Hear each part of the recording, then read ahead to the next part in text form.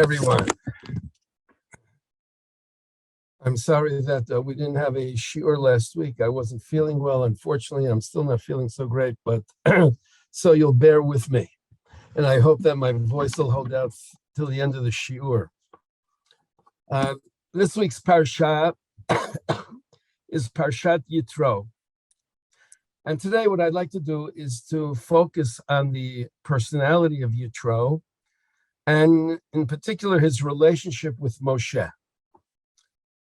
And the logical place to start is to look at the first time that we encounter this individual, which is reference number 1 on your source sheet, the beginning of the book of Shemot in chapter 2. Okay, and I want to start actually with chapter 2, verse 15.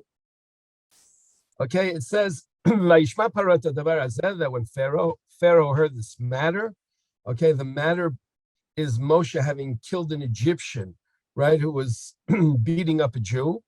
Moshe, he sought to kill Moshe. Vayivrach Moshe mepnei Paro, and Moshe ran away from Pharaoh. Vayeshev be'eretz Midyan, vayeshev ala be'er, and he settles in the land of Midyan. He settles by a well. And then it says Midyan sheva banot, that the priest of Midyan had 7 daughters. Vatavona vatidlena, they came and they drew water. Vatmalena tarhatim, and they filled up the troughs. Lashkot tzonavihen, in order to give water to the sheep of their father. Vayavo haroim vayigarashum, and then the shepherds came and drove them away. Vayako Moshe vayoshian, and Moshe arose and he saved them. Vayashket tzonam, he gave their sheep to drink. Excuse me. Vatavona el Ruel avihen, and then they came to Ruel, their father. Vayomer, and he said, Madua mihaten bo hayom, why have you come quickly today? Vatomarn, and they said, Ish mitzri hitzilanu miyad haroim, that an Egyptian man saved us from the shepherds. V'gam dalo dalalanu vayashket atzon, and he gave the sheep to drink. Vayomer el benotav, and he said to his daughters, Ve'ayo, and where is he? Lama ze azavten et ha'ish, why is it that you have left this man? Kiren lo v'yochal lachem, call him and let him come and eat bread. Vayoel Moshe lashevet et ha'ish, and Moshe then, I'll translate this for the moment, agreed to settle down with the man. Vayiten et Tzipora, he told Moshe, he gave Tzipora, his daughter, to Moshe. Vatele ben, she had a son, Vayikra Shmo Gershom, she called him Gershom, Ki amar ger ha'iti be'eretz nochiyah, because he said, I was a, stranger, or I was a foreigner in a foreign land, or stranger in a foreign land. Okay, now, what's fascinating is, this is the first time that we encounter Yitro, and his name is actually not mentioned in this section. And in fact, if you look down the page, I hope you have it at the bottom. If not, it'll be the top of page 2. Okay, it's reference to the beginning of chapter 3, right? What immediately, well, not what immediately, it's not true. The beginning of chapter 3, it says, Moshe haya ro'eh etzon Yitro chotno kohen Midyan. And Moshe was shepherding the sheep of Yitro, his father-in-law, Kohen Midyan. Okay, so that's the first time that we actually refer to him as Yitro. So it's actually fascinating that in the first section, it speaks about the priest of Midyan, who actually in chapter 2, we see is Yitro. But then it also talks about Reuel, and it speaks about Reuel being their father. So who is Reuel? And now I just want you to know, and I brought this in, the dots below reference number 1, quite a few commentaries, such as the Ibn Ezra, the Ramban, the Rashbam, and the Ha'amek Davar. In other words, there are a whole slew of commentaries, and I certainly didn't bring you an exhaustive list, who say that, in fact, Ru'el is the grandfather, not the father. And they don't have a problem with saying they went to Ru'el, their father, because grandparents can also be referred to as father. But, the how should I put it? The flow of the verses doesn't work so well, because it seems to be, excuse me, that in other words, Ru'el is the one who would seem to be the active participant in all these things. And also when it says he is the one who gives Tzipporah to Moshe, okay, I mean, hypothetically, you could say that in fact, that it was Ru'el who actually gave his granddaughter to Moshe, but I think that's a little bit of a stretch. And the other side of the coin is, well, if in fact it's Yitro who did all the things here, he's not at all mentioned by name. So it kind of begs the question, so why not? And I want to just point out something which is interesting. If you look in reference number 1, you look, this is probably about 5 down, where it says Ha'amek Tavar, the Netziv. So when he comments about Ru'el, the father, he says, Avi Avihen, he was the grandfather, V'hu haya ish Midyani, and he was a Midianite, Yadua Yoter me'avihem Yitro, and he was actually better known than the father Yitro. Shelo haya adayin yadua v'chacham kolkach. He wasn't such a known guy and such a smart guy. Al kein lo nichtav kan shmo, and that's why his name was written here. Ad shenitchakem v'nitkadel harbe, until he actually became wise and actually grew in stature. So this is a very, very interesting interpretation, that what he says is that, in fact, why is Yitro's name not mentioned here? And by the way, I would say what he assumes, which is what quite a few other commentaries assume, is that the daughters initially go to Ru'el, the grandfather, and then he asks them, why did you come? And then they explain to him about an Egyptian man. But then subsequently, it may be that Yitro then steps in at some point, and it's not clear whether this is in verse 20, whether it's in verse 21, that Yitro somehow comes in, and he comes in as this anonymous figure, right? And as I said, it's a little bit forced in the words, because it would seem to be that Yitro exists in this section. So the Netziv says, well, we don't mention him by name because he really was a kind of, I don't want to use the term nobody, but nobody special. And the one who really stands out is his father, Ru'el, because he's a well-known personality. But it's still, even if I take, the Netziv's way, but we began the whole section by referring to him as Kohen Midyan, had 7 daughters. And it seems to be in the end that Yitro is the Kohen Midyan. So what's going on over here? By the way, you should know the Ramban, if you look in the middle of reference number 1. Okay, so the Ramban says, Ula Kohen Midyan Sheva Banot, Lo Yaskira Katuv Shmo. He also says his name is not mentioned.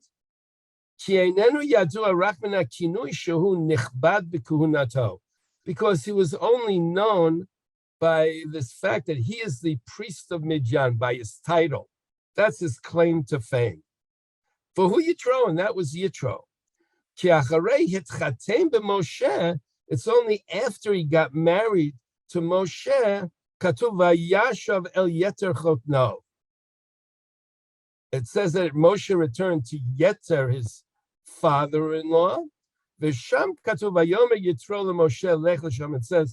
Yitro said, go in peace, which is a reference I have later, which means that the Ramban also seems to be saying that at this point, excuse me, that Yitro, right, really was kind of nameless. He was known by his title. He's the priest of Midian.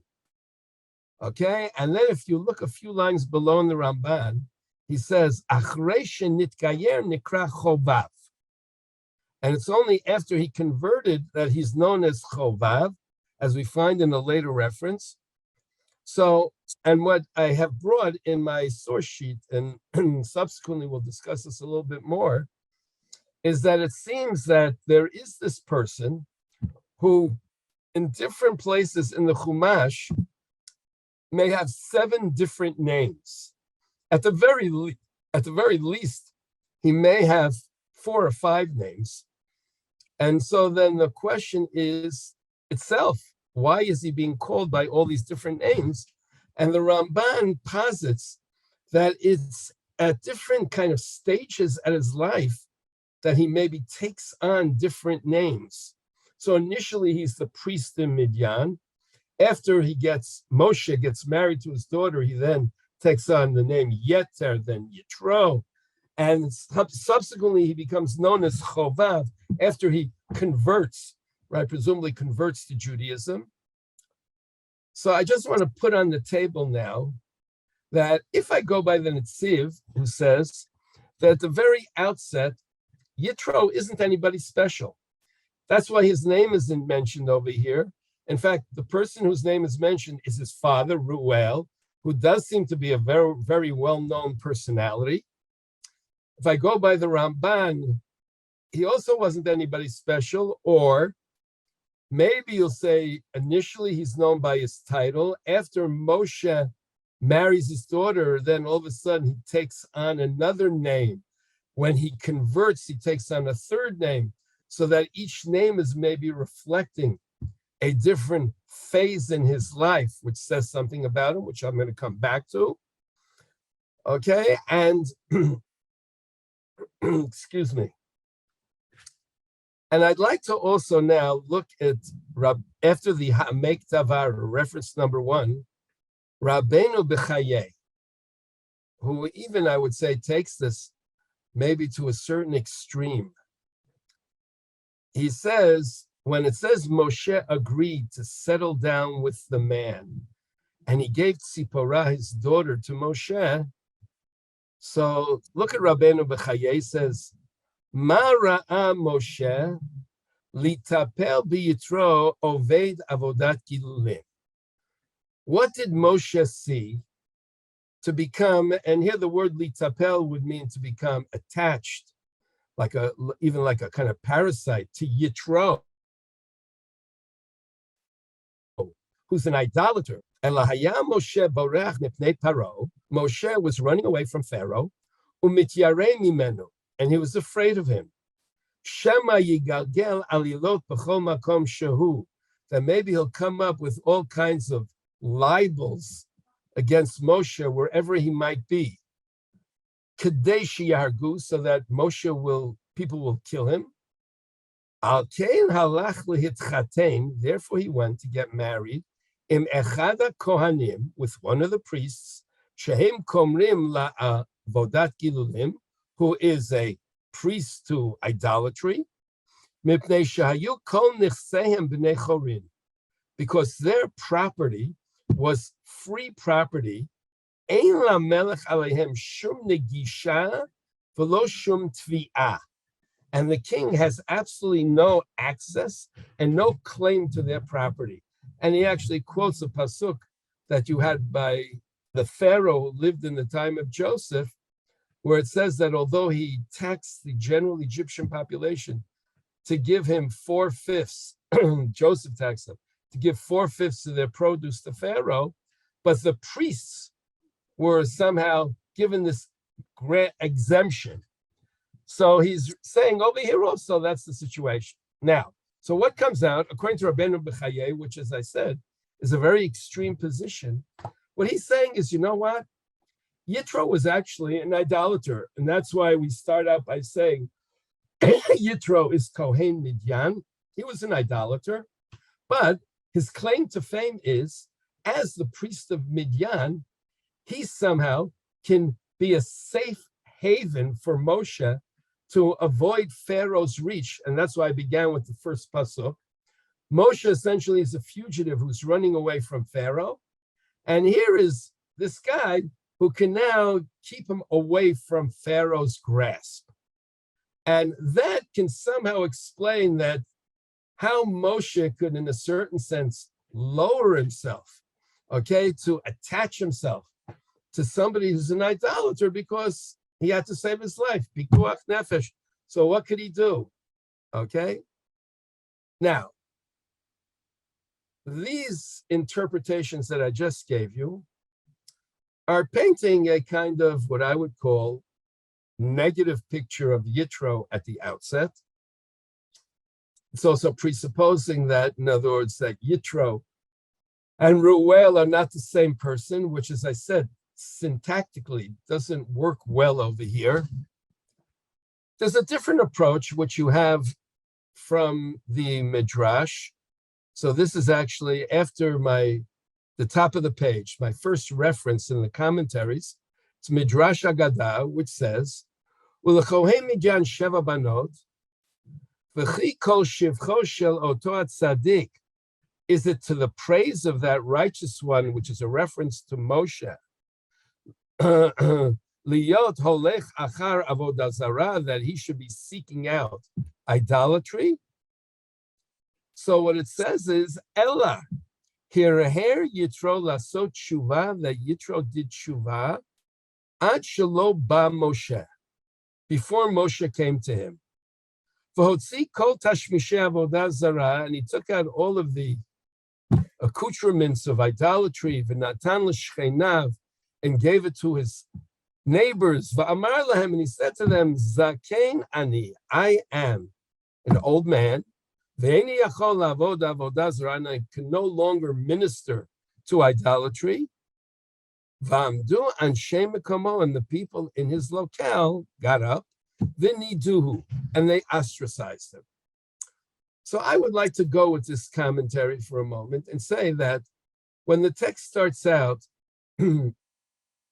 by telling me that Kohen Midyan had 7 daughters, okay? So Kohen Midyan is who he was. But according to the Midrash, he's already undergone a transformation. He is no longer that person. And maybe the proof of that is, if he were, for example, as Rabbeinu Bechaye said, a priest who had status, who was, then why is it that he has his daughters who are now tending to his sheep? Presumably, he could have had servants who were doing it. And even more than that, how could it be that the daughters were being harassed by other shepherds? If he was somebody who had such a status, okay, then how could they possibly harass his daughters?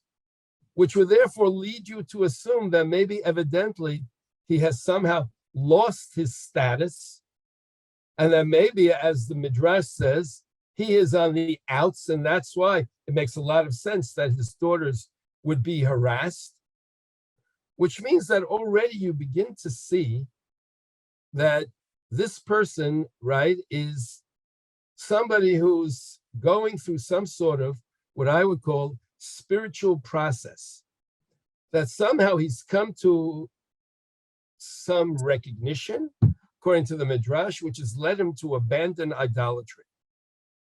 And if I buy that for a second, and we assume that maybe the text is now calling him Reuel, that Reuel is not his father, Reuel is actually him. And it's now describing the contrast between who he was as Kohen Midyan and who he is now, which is right now he's Reuel. Reuel means a friend of God, one who seeks his pasture in God, which means that he is somebody who is on what we would call a spiritual journey. And it's at that point in his life that Moshe encounters him. And if I say that, then I don't have the problem, well, so how could Moshe then hook up with an idolater? Because in fact, he's not actually an idolater. But what I would like to pursue, and I realize it seems I'm taking a lot of time, but I think it's very important to give us the background for our parsha, that if I assume Kohen Midyan, Ru'el, the person who in the end does the talking here, who in the end gives his daughter to Moshe, is all the same person who in reference number 2, chapter 3, we then know as Yitro. So then what do I see about him? So the first thing which I see about him is that when the daughters come and tell him that they have just been rescued by an Egyptian, his immediate response is, and where is this man? How could you possibly abandon him? Call him and let him come and eat bread. Which means the first thing which we see about him is his hospitality.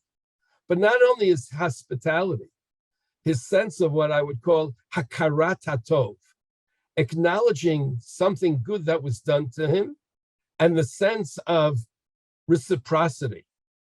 Someone just did this unbelievable thing for my daughters. How could we just leave him there? Bring him in.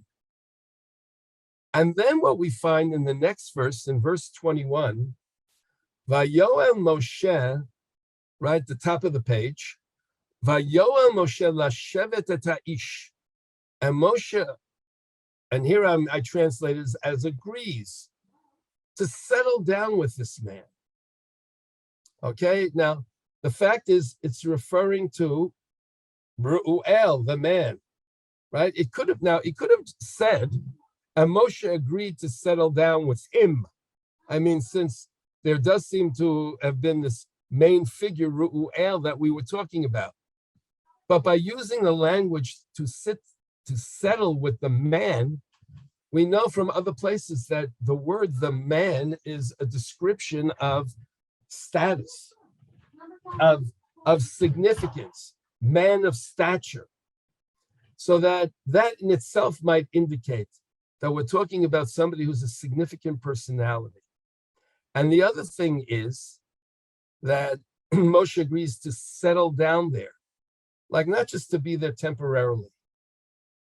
And then it says how he gives Tzipporah, his daughter, to Moshe to be his wife.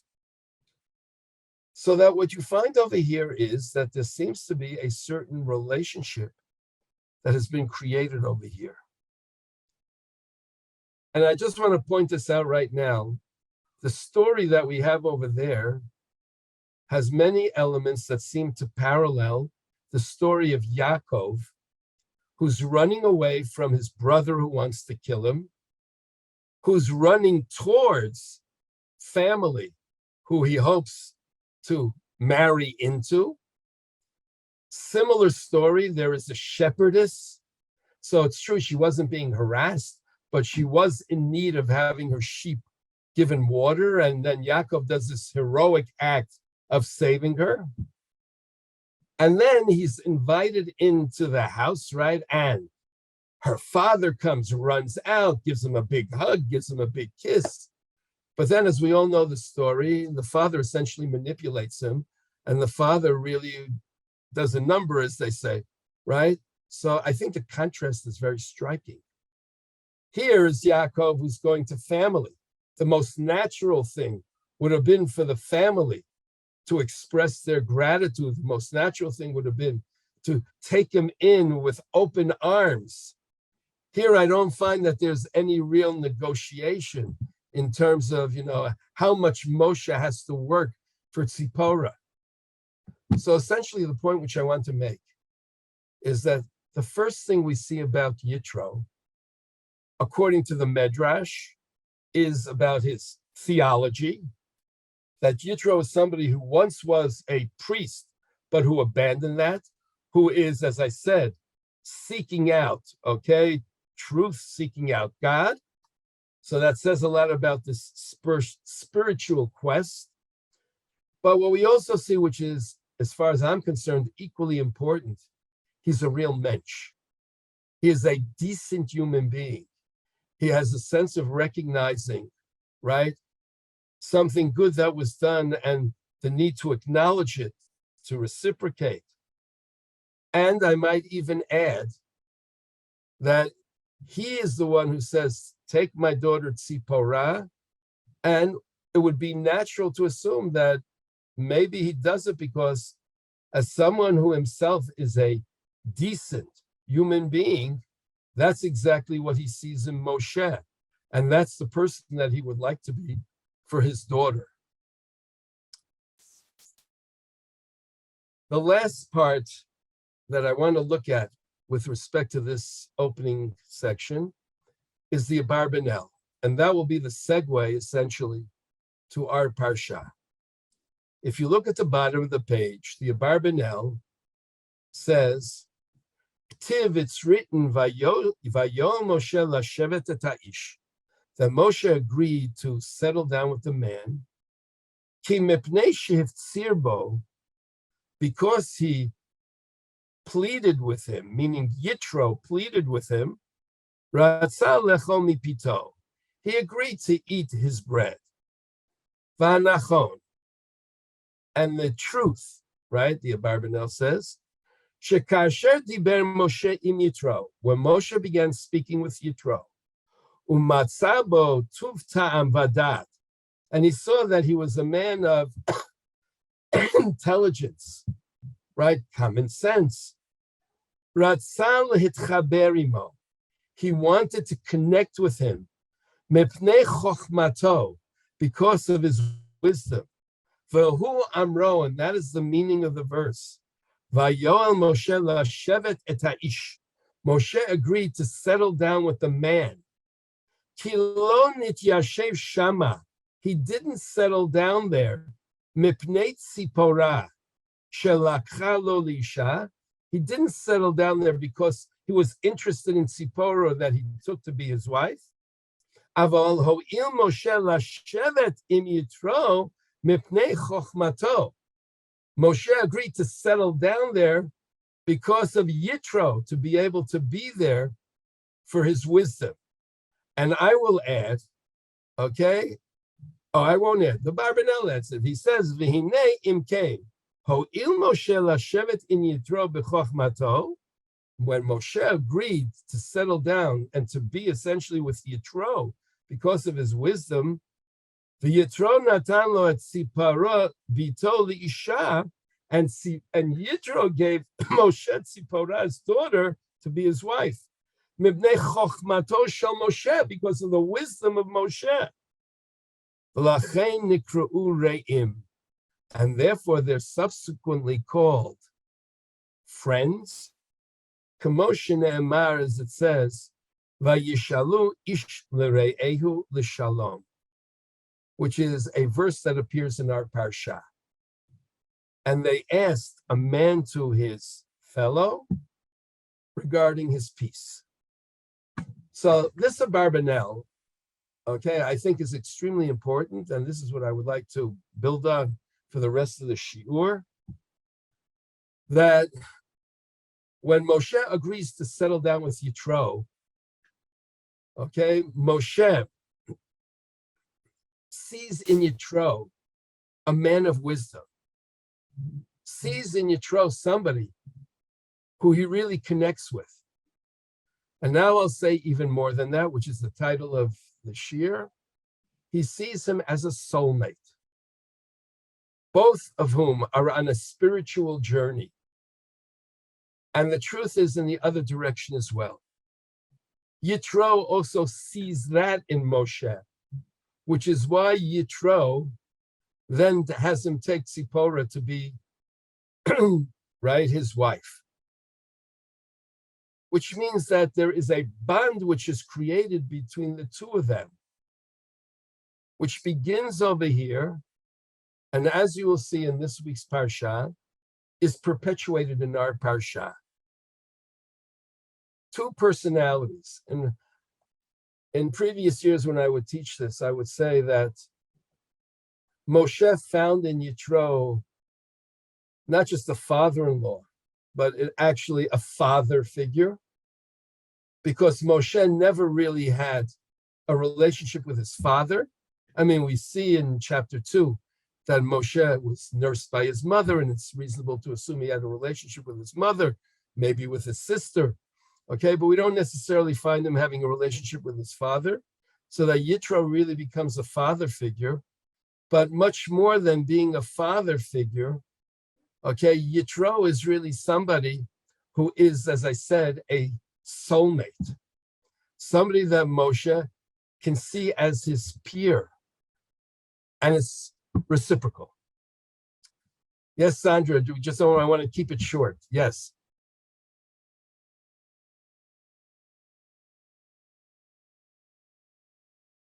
I'm sorry, I can't hear you. You're on mute. Okay, can you hear me now?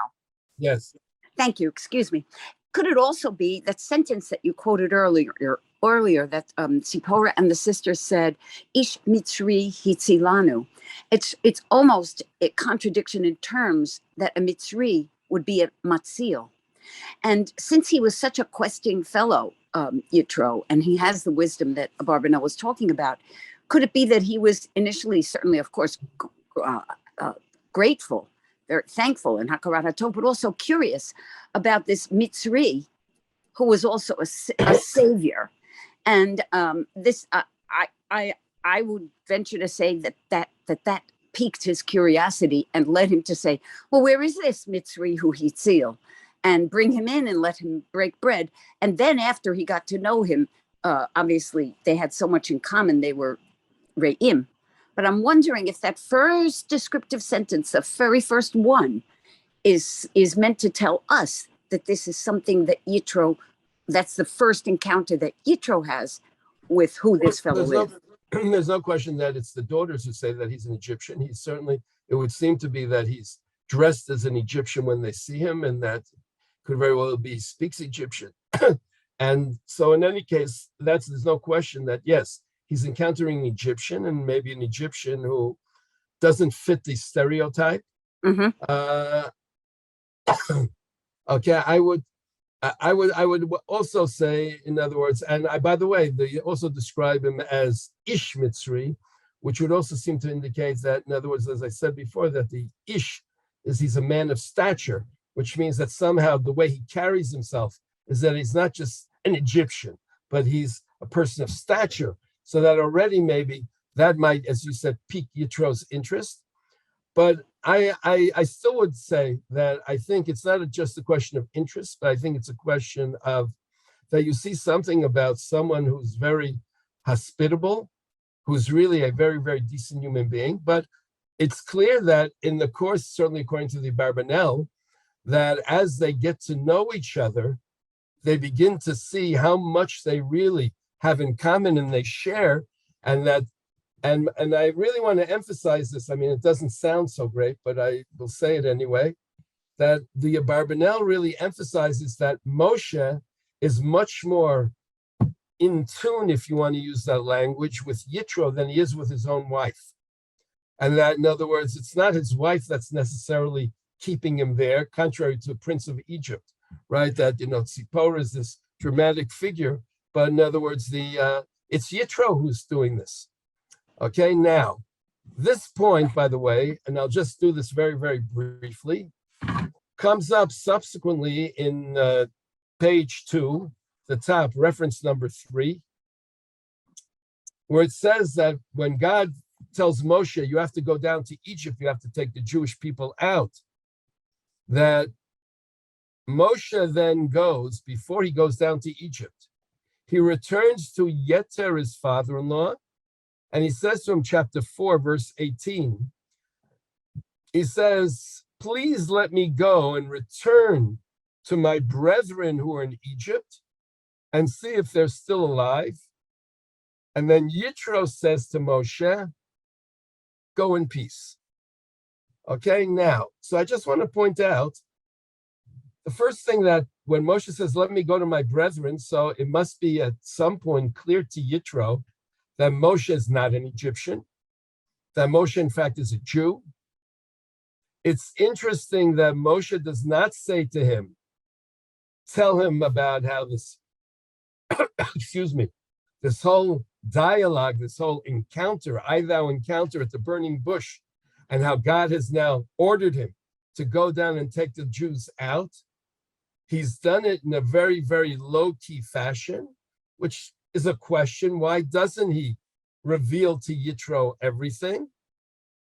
And what's interesting is there would be every reason in the world for Yitro to say, don't go down there. In fact, in the Midrash, which I quoted afterwards, the Midrash says, the Jews are desperate to be leaving Egypt. And now you want to bring my daughter and my grandchildren, down to Egypt? Like, how could you do such a thing?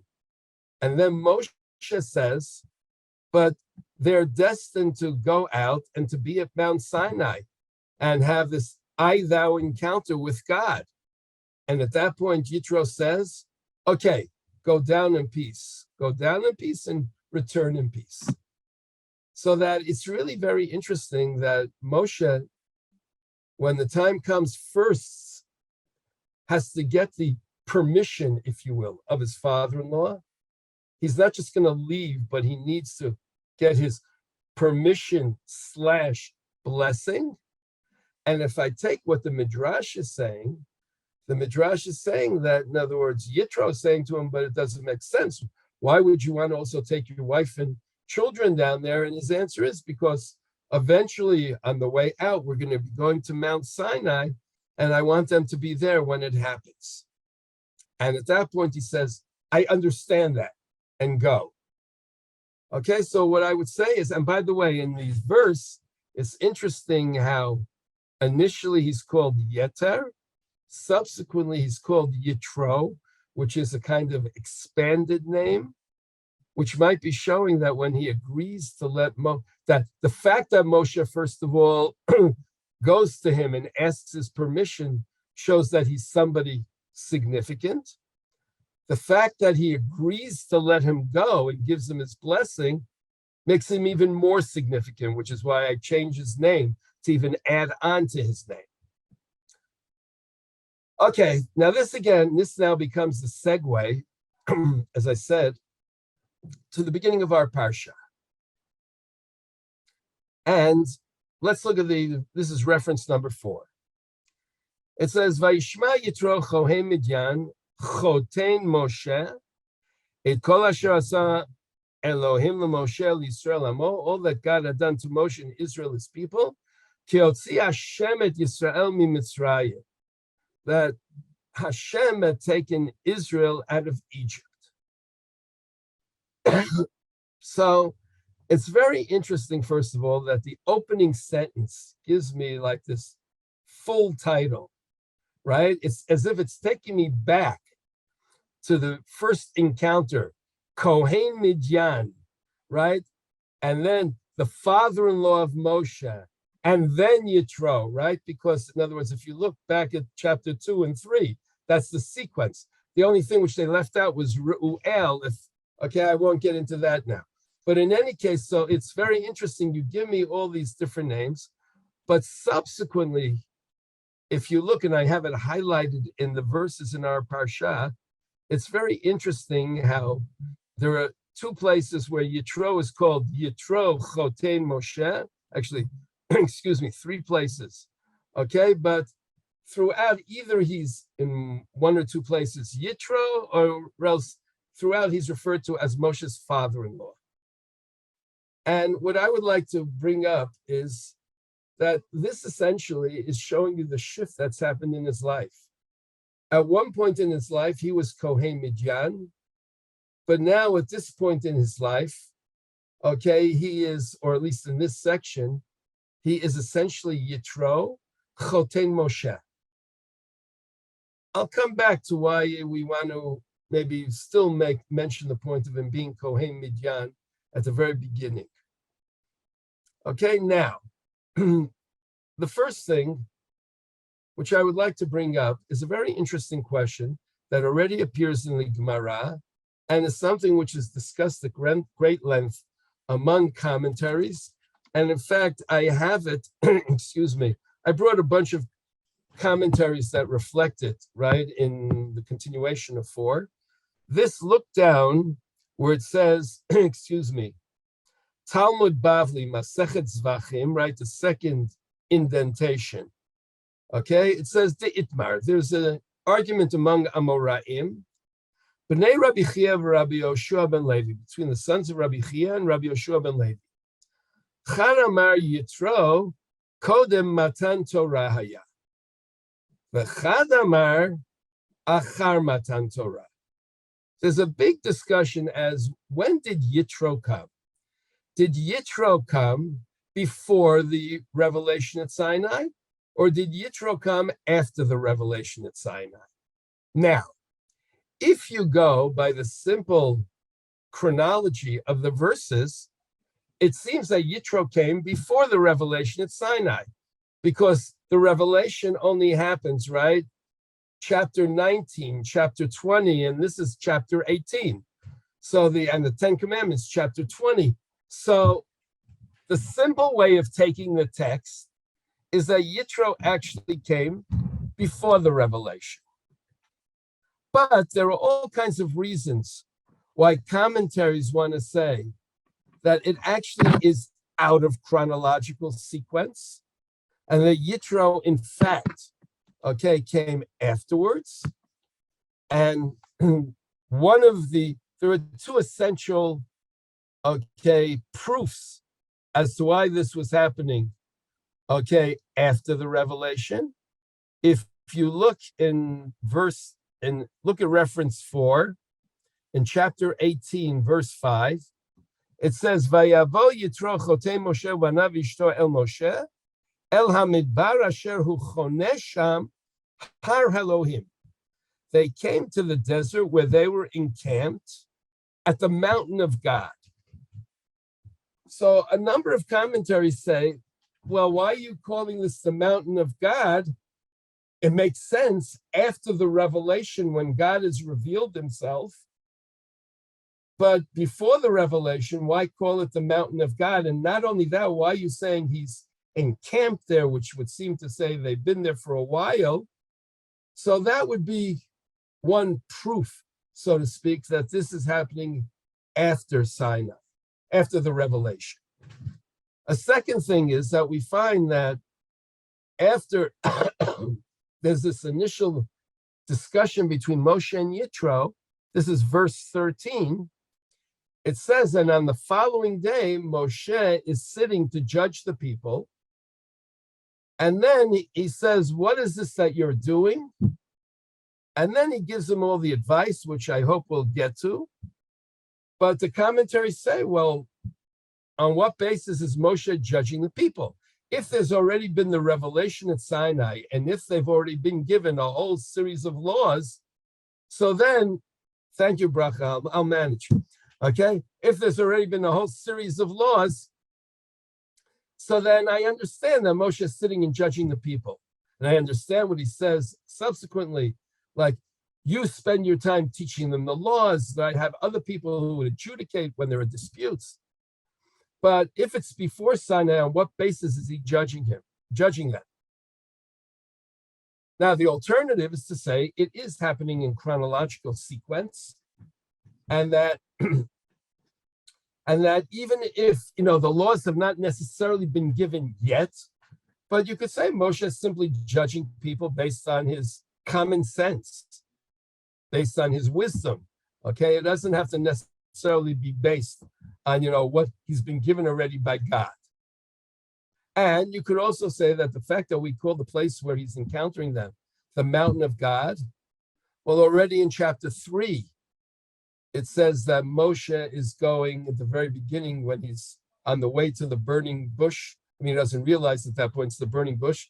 It says that he's heading in the direction of Chorev, Har Elohim, which means that it's as if the Torah is already giving me previews of coming attractions, even though at this point, it is not the mountain of God yet.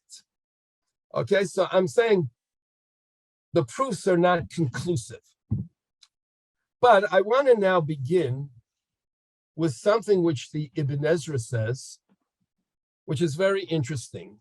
And by the way, it's typical of the Ibn Ezra in many situations to say that verses are out of chronological sequence, and true to his, how should I put it, methodology. He also has no problem with saying that the section is out of chronological sequence over here. I mean, he doesn't just say it randomly. Yes, as the explanations that I gave you. But he does something here which he doesn't do in other places, which is very interesting. So if you look at page number 3, okay, look down at the Ibn Ezra. Look in the middle of the Ibn Ezra, where I have the bold print. In the middle of the line, it says, V'ata faresh. He says, and now I would like to explain, Lama nichnesa Parashat Yitro b'makom hazeh. Why did the Torah actually insert the story of Yitro in this place? Why did the Torah put it out of chronological sequence? Which, by the way, is a question you can ask in any case. If somebody's of the opinion that things are out of chronological sequence, why should the Torah do that? Okay, especially since most of the things are in chronological sequence. So his answer is, Ba'abur shehizkir lamala, because it mentioned above, meaning at the end of last week's parsha, Hara'a shasa Amalek liYisrael, the evil which Amalek did to Israel, the Hizkir Kenegdo, it mentions parallel to it. Hatova sha'asa Yitro liYisrael. It tells me the good which Yitro did to Israel. Okay? So, according to the Ibn Ezra, the Torah is purposely putting our section out of chronological sequence in order to be able to show you the contrast between Yitro and Amalek. Look at Amalek, right? Who went out, attacked the Jews for no reason whatsoever. And look at Yitro, who is now embracing the Jews, okay? Who is happy for them in terms of the fact that they were saved, who then goes on to help them by all the advice which he gives to Moshe. And you could add that, and this is what the Ibn Ezra actually does, and this is also why the Torah says, by Amalek, there will be a perpetual, everlasting war against Amalek, because they attacked us for no reason. We have this everlasting, right, conflict with Amalek, whereas with Yitro, because of the good which he showed the Jewish people, so we need to show him and his descendants good. And this ironically actually appears in a verse which I didn't bring. I originally brought it, but then I don't know why I decided to leave it out. It's actually a verse from the book of Samuel, Samuel 1, chapter 15, when Saul is given the directive to wipe out Amalek. Before he does that, okay, he sends out to the descendants of Yitro, who it says are living in the midst of Amalek. Get out of there. We don't want to kill you people because you did well to the Jewish people, and we therefore are now giving you the opportunity to leave before anything happens. So that's actually the example of how in the end Yitro's descendants are rewarded for the good that he did. This is the Ibn Ezra. So it shows me, look at what Amalek did, look at what Yitro did. Amalek, right, is damned, if you will, to be blotted out. And Yitro's descendants, we showed this kindness to. I want to offer a kind of offshoot of the Ibn Ezra, because this is not what the Ibn Ezra says, but this is actually something that appears in another commentary, modern commentary. Professor Kasuto, who is a biblical scholar in Hebrew University in the last century, and he has a commentary on the book of Exodus. And what he says, and here, this is not what he says, I'm saying this. If you look on page, excuse me, on the previous page, page 2, on the bottom at Rashi's commentary, when it says in the opening verse, Vayishma Yitro, it says, Ma shmu'a shama uba. What did Yitro hear? that brought him out. And Rashi says, Kriyat Yamsuf u'milchemet Amalek. Two things. He heard about the splitting of the Red Sea and the battle of Amalek. So, it's really very interesting. Why does he mention the battle of Amalek? And he doesn't mention, for example, necessarily the Exodus from Egypt. And so Professor Casuto actually says the following. He says that, and I've mentioned this in the previous podcast, the whole thrust of the Exodus, which reaches its climax at the splitting of the Red Sea, was to bring to Pharaoh, the Egyptians, the world at large, the acknowledgement of God, right? And remember, we spoke about this by the plagues. God said, I'm bringing the plagues so that you should know that I am God, that you should know that I am God in the midst of the land. Amalek, why is Amalek so terrible? Because Amalek goes out and attacks Israel as an ideological statement. Everything that you want to prove in the world, right, we want to disprove. We want to say that the fact that you got out of Egypt is chance. It was a fluke. And as a result of that, Amalek, it's an ideological battle. Amalek is what the symbol of this total denial of everything that the Exodus was meant to demonstrate.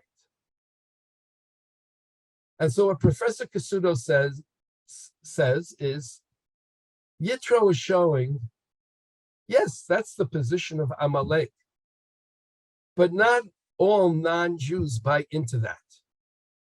Yes, there are non-Jews who actually were impacted by what happened, which means that Yitro is now the counter to Amalek. You, Amalek, go out and now try to do everything to deny what happened in Egypt, and especially at the Red Sea, that this was not a miracle that was done by Hashem, and I now go out to embrace it. And therefore, Yitro now becomes an alternative model. And given that statement, he becomes a model of what we would call the righteous Gentile of the world, of a non-Jew who nevertheless is able to acknowledge and to embrace God, okay? And as I said, it's a counter to, as if to say that what God hoped to accomplish with the Exodus was to demonstrate and bring to the world this acknowledgement of God. And when Amalek attacks, it seems, well, this was a failure. Yitro says it wasn't a failure. And I am the proof that it wasn't a failure. And I am the proof of someone who's now coming to embrace that. Now, this is what I think a very, very significant point. And this would also be consistent with what I was saying to you earlier, that Yitro, who's on this spiritual journey already before Moshe comes, who has somehow denied idolatry and is seeking, when he sees everything that happened and he hears about, I shouldn't say see, he hears about everything that's happening, his reaction is that is now bringing him further on his spiritual journey to embrace God, because it's just reaffirming everything that he believes, that ultimately, yes, there is this God who's not reflected in all the idols around him. Now, I want to take this opportunity, as I see my time is running out, to say that, what I quoted you was Rashi. And this is, also based on a midrash. But there are a number of commentaries who say that we don't find that it talks about, and he heard about the revelation at Sinai. And so what I would like to suggest, and again, this is, I appreciate what the Ibn Ezra and what Professor Kasuto say, and I think it's beautiful. My gut feeling is that the verses are in chronological sequence. And that in fact, Yitro, exactly for the reason that was just stated, is coming before the revelation at Sinai. And he's coming before the revelation at Sinai because he wants to be there for the revelation at Sinai. And I will add, not only does he want to be there, but he feels it's very important that Moshe's wife and children should be there. And if you now go back to the verses in reference number 4, it says in reference to, Pasuk 2, Pasuk Bet, Vayikach Yitro chote Moshe et Tzipora eshet Moshe achar shilucheha. He takes Tzipora, the wife of Moshe, after she was sent away. That Shnei Vaneh, right? One who's Gershom, one who's Eliezer. And it says in verse 5, Vayavo Yitro chote Moshe vanav ishto el Moshe el hamidbar asher hu chonesh sham har haElohim. He's going out to the desert at the mountain of God. And for me, what that verse is saying, Yitro is now bringing Moshe's children and his wife to that place, not where the revelation already has been, but where the revelation is about to be, because how could it be that they will not be present? So that Yitro is very much interested in this reunification of the family. And especially if you go back to that Midrash, which was above reference number 4, when Moshe said, why am I taking my wife down to Egypt? Because I want my wife and children to be there for the revelation. But as would seem to be, they were sent back, or they went back. Okay, and this probably happened, excuse me, after Tzipporah did a Brit Milah on her son, that she left Moshe, and Moshe, when he went down to Egypt, was alone. And so here is Yitro, who's now, in a way, trying to fulfill that aspiration of Moshe and saying it's inconceivable that Moshe's own family would not be there for the revelation. There's a very interesting Rashi on verse number 5.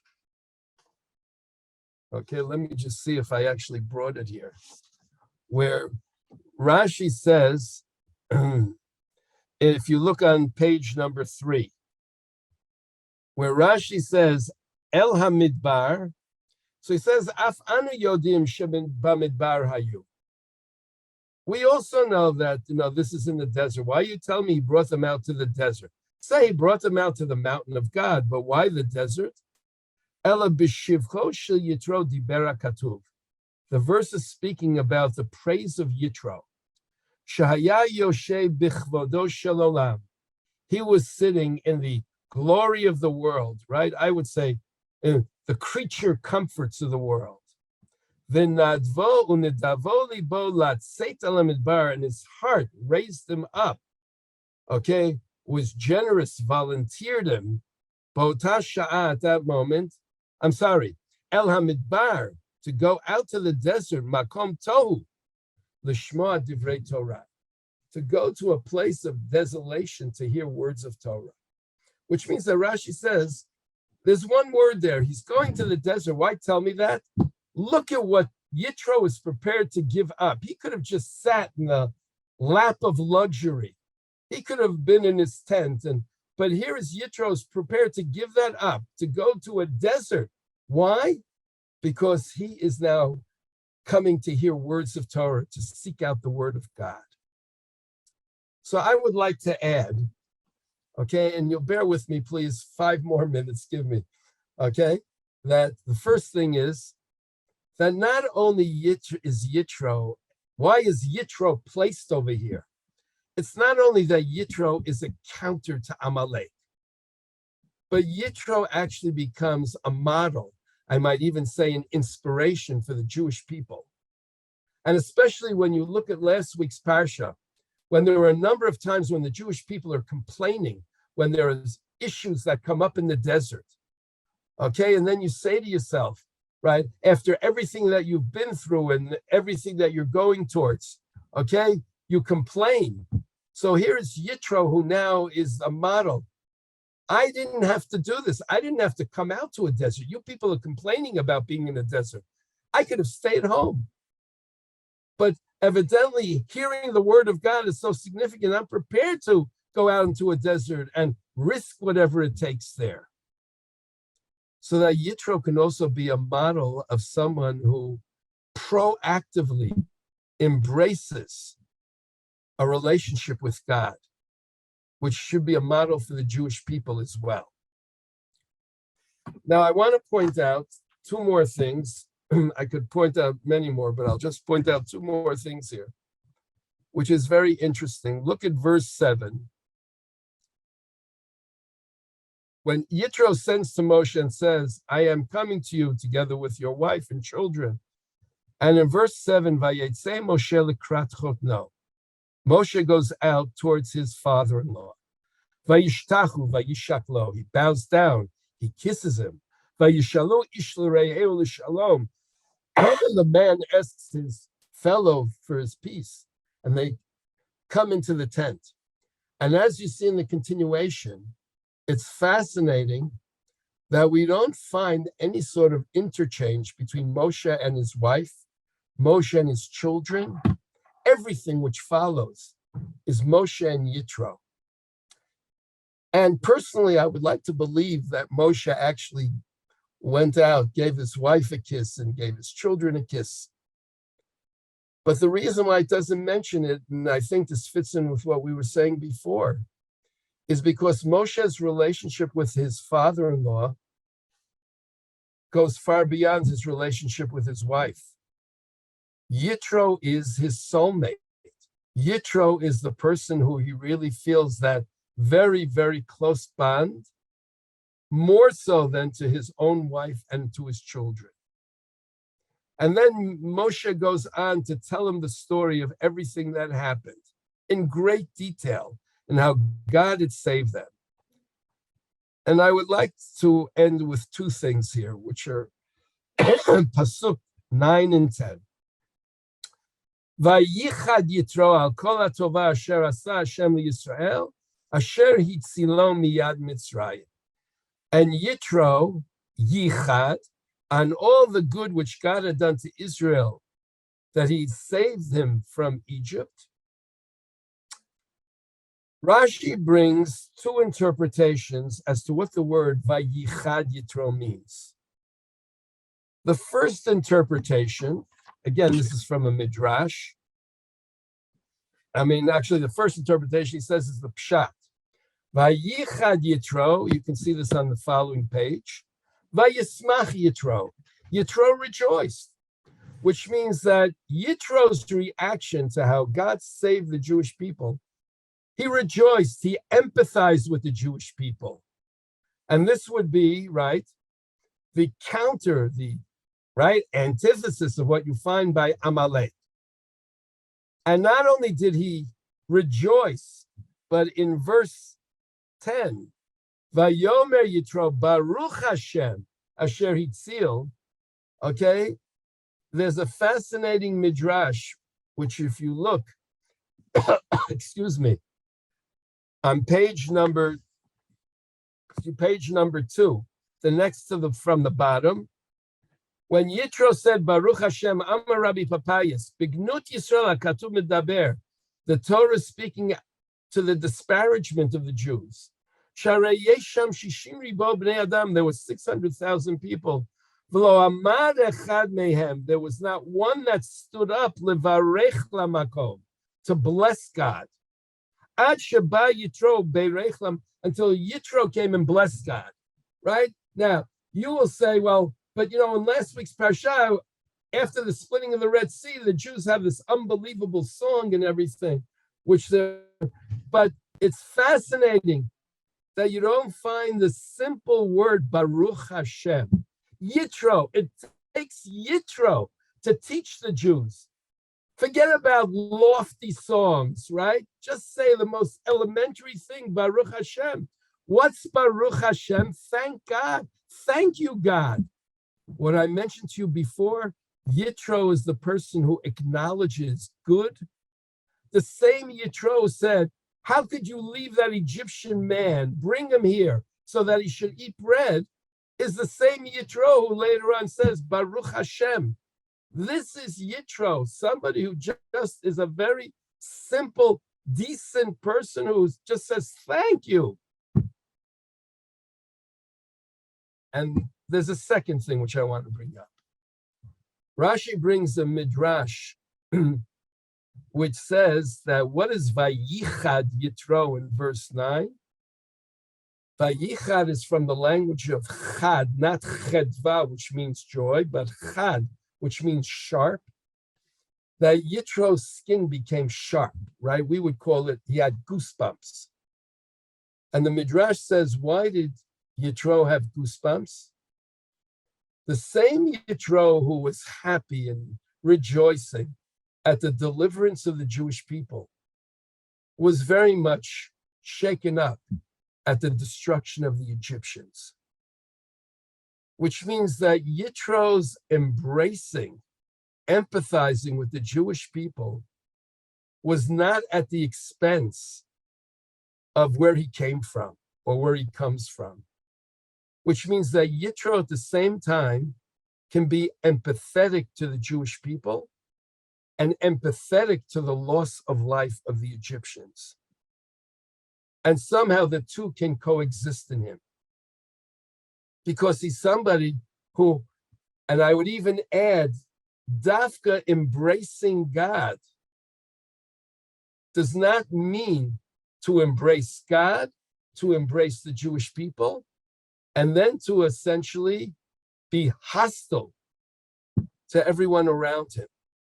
His embracing of God, okay, maintains and maybe even enhances his empathy to the people around him. And therefore, what I would say is, and this is a question which came up, at the very end of our section, the last verse in reference number 4, in chapter 18, it says, Vayishalach Moshe et chotno, vayelech lo el arzo. Moshe sends away his father-in-law, and he goes to his land. Now, this is something which actually does not happen immediately.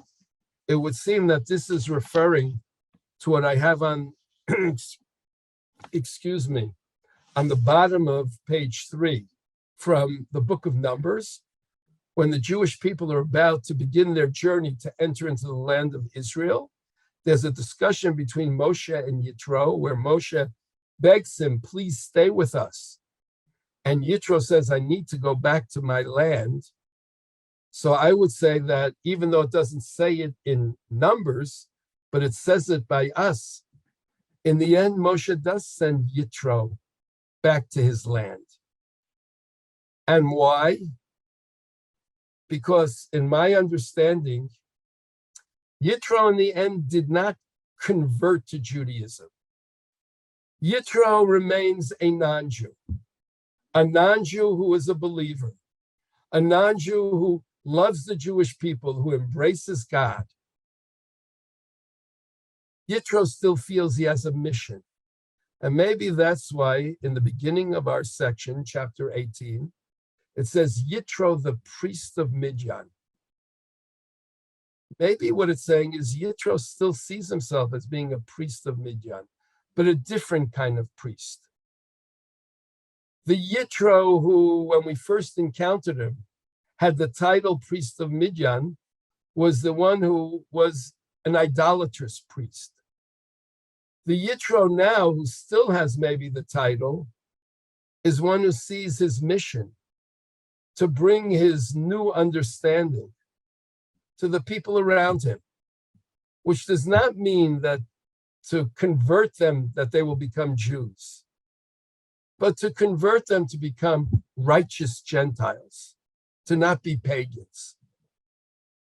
So what I've tried to show you is the significance of Yitro as being somebody who, on the one hand, is a searcher, who's on a spiritual journey, who somehow seems to come to that climax in the beginning of our parsha.